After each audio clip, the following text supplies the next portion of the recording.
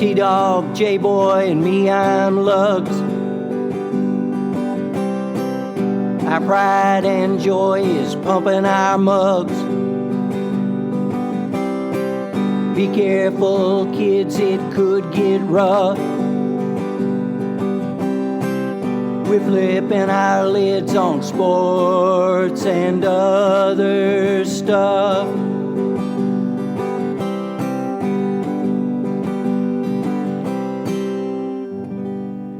Welcome to Sport Weasel Central. I'm Lugs. Yeah, I'm J-Boy.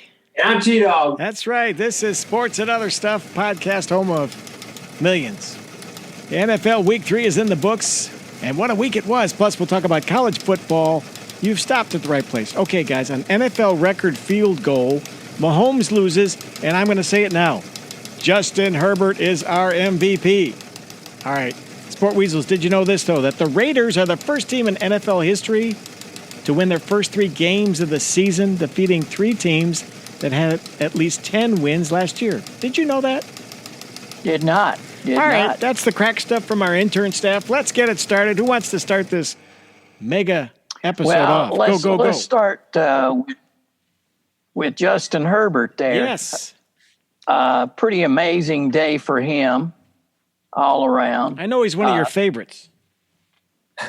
Well, you know, he is. That's what I mean. I know. He's and I will, okay, I am not want to say anything positive about Kirk Cousins, but Shoeless Kirk stepped up and did it. And the other highlight is Justin Tucker's field goal. I didn't realize there was wind in a closed stadium like that, but that's Detroit's luck. So those are sort of the highlights for me for the NFL for the weekend. It was a hot day in Detroit, so they turned up the AC, and I think it got in the current. What do you think? Yeah, but of the chiller in that game, the Ravens, they're the cardiac club of this year. I mean, every game is just wild. Hollywood dropped at least 2 sure touchdowns, and then he had another drop that was major. So he's got the yips.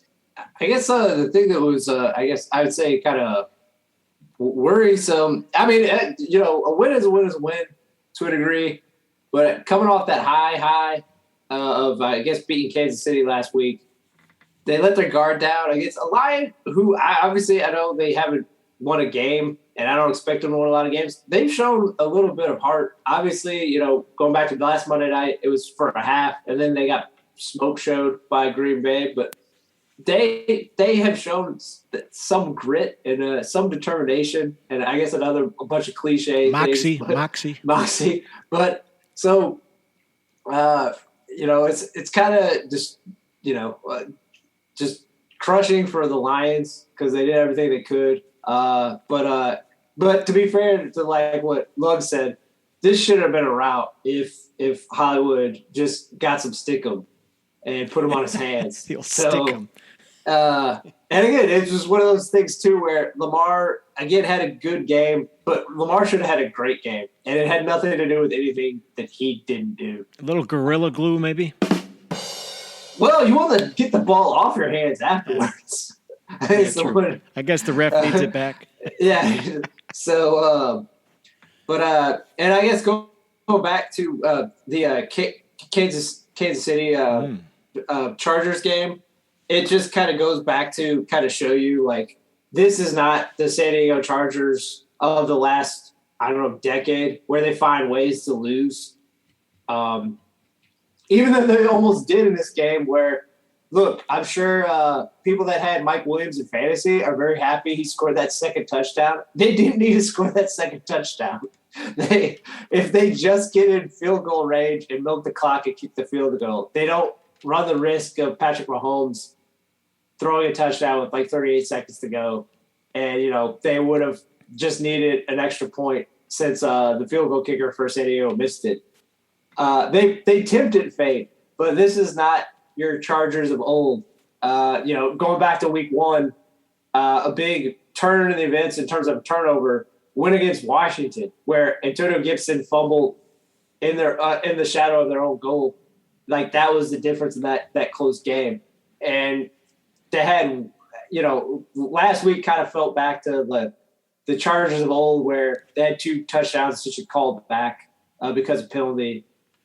So in a game, I still think they should have beat the Cowboys. I don't think the Cowboys are a bad team by any means, but I think they're a better team than Do you the Cowboys. think the Chargers fans even remember who Phillip Rivers was? Oh, that's Come on, man. Herbert. Look, I love Herbert. Lugs, back me up, man. Come on. You hate Rivers. No, I'm the one who says they were, but I got to say, Kansas City better start scoring a boatload of points because that secondary, it's kind of porous. And looks like Kansas City's going to sign Josh Gordon. He gets – how many shots at redemption has he gotten? I mean, it's got to be biblical, doesn't it, at this point? As long as he can still play at a high level, he'll get other shots. Until that point, hopefully he has rehabilitated his life. I don't know. He's 30. You'd hope it's happening for him. So maybe the Chiefs just aren't who we thought they are. Are the Chiefs just not who we thought they are? They win this game. They win this game if they don't turn the ball over like they did. Clyde Edwards-Helaire had a fumble again, which last week, if he doesn't fumble, they probably win that game against Baltimore. Yeah. Patrick Mahomes had two picks. The first one's not his fault.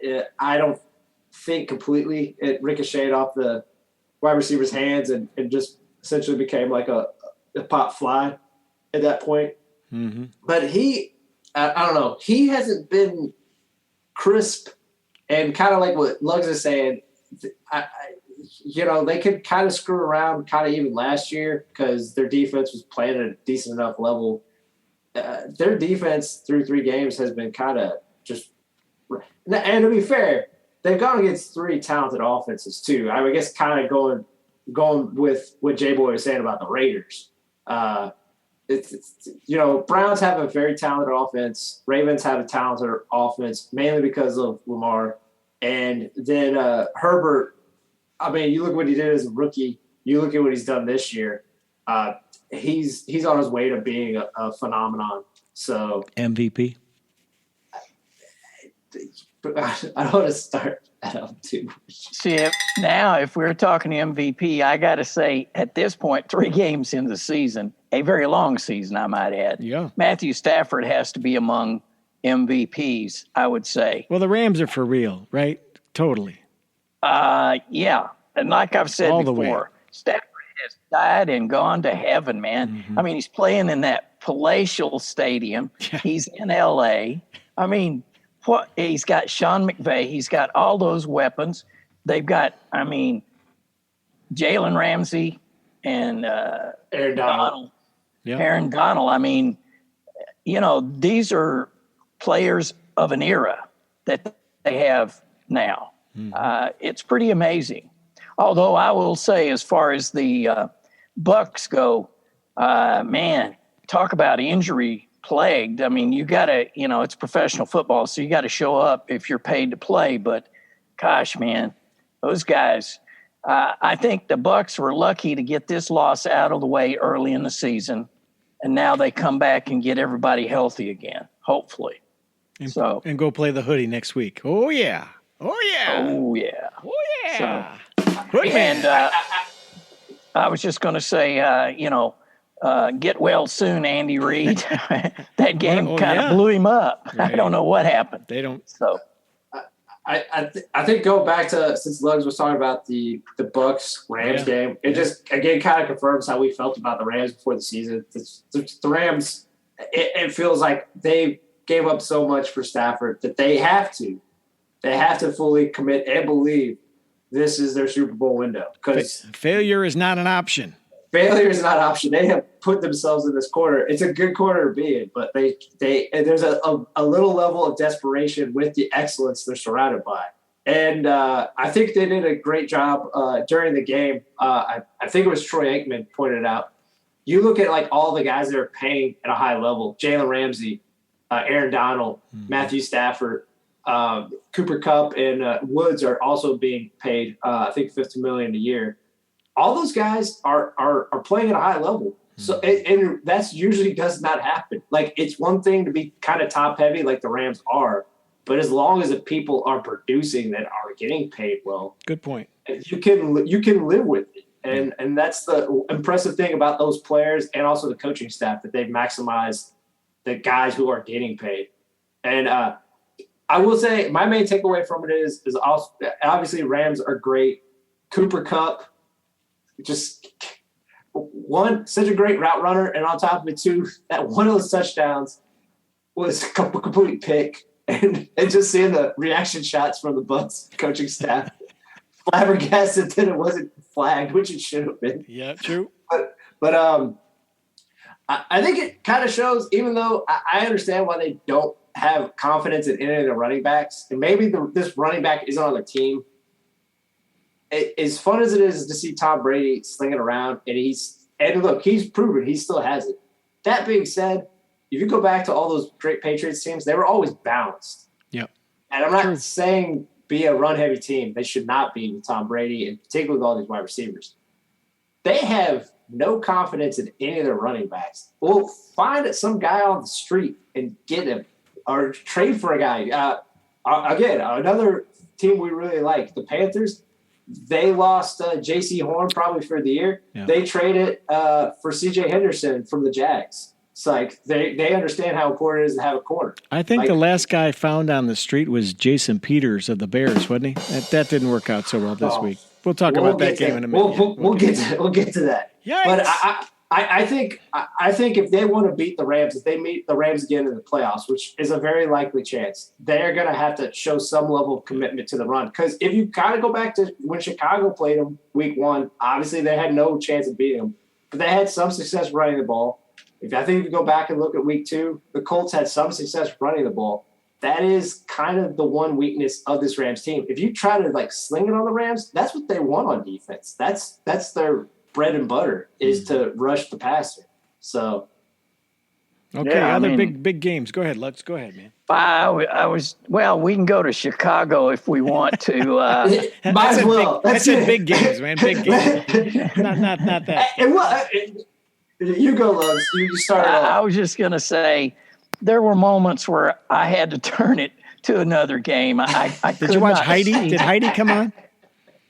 Oh, man, it was brutal. When Heidi was on 58.2, Myles Garrett running down Justin Fields. I mean, he flat out run him down. It was just sad. It was a sad moment, I think. Sacked 9 times. And he looked lost. And to me, that's bad coaching. This guy's going to start. He is. Give him four decent plays that you can run, quick hitters, whatever, and let him get at least somewhat situated. Hell, he was running from the moment he got on the field. I mean, it was just it was sad. I don't know that I've ever seen a team with fewer yards and as hopeless as that team was. I mean, those boys were just tagging off. I mean, you've had all this time to get ready for Fields, right? 150. Did you hear Dan Orlovsky's rant on this whole thing? You've had 150 days to get Fields ready with the set of plays. There were none. Now we can say that Trubisky wasn't the problem. I think I can even say that.